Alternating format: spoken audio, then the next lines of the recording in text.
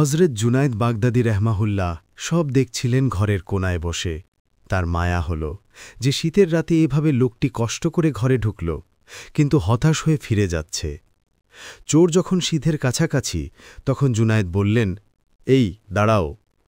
লোকটি চমকে উঠে পেছনে তাকাল। চোর তাড়াহুড়ো করে পালাতে পারবে না ভেবে দাঁড়িয়ে রইল। জুনায়েদ কাছে এসে বললেন, খালি হাতে ফেরত যাচ্ছ কেন? চোর বিস্মিত হল এবং বলল, নেয়ার মতো কিছুই খুঁজে পাইনি। জুনায়েদ বাগদাদী বললেন, তুমি দাঁড়াও, আমি খুঁজে দিচ্ছি। এই বলে তিনি ভেতরে গেলেন এবং কিছুক্ষণ পর মাটির একটা পাত্র এনে বললেন, এটাই নিয়ে যাও। চোর বলল, এটা দিয়ে আমি কি করব? জুনায়েদ বাগদাদী বললেন, আমি যা করি তুমি তাই করবে। চোর বলল, আপনি কি করেন? জুনায়েদ বাগদাদী বললেন, আমি অজু করি। লোকটি বলল, আমি অজু করতে পারি না। জুনায়েদ বাগদাদী বললেন, এসো আমি শিখিয়ে দিই। অজু শেখার পর সে বলল, অজু করে আমি কি করব?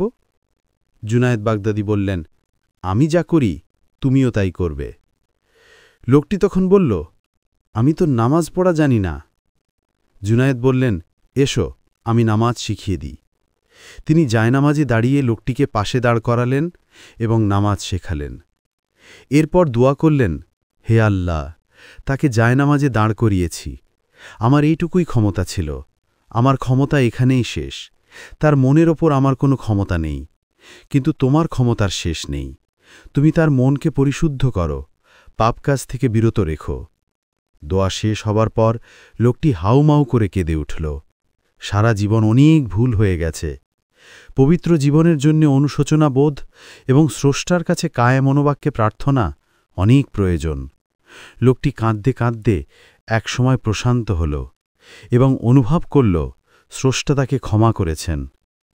বিশাল বড় ভুল করে ক্ষমা লাভের জন্যে 7 সমুদ্র পানির দরকার নেই, বরং স্রষ্টার কাছে কায়ে মনোবাক্যে প্রার্থনা এবং চোখের কয়েক ফোঁটা পানিই যথেষ্ট।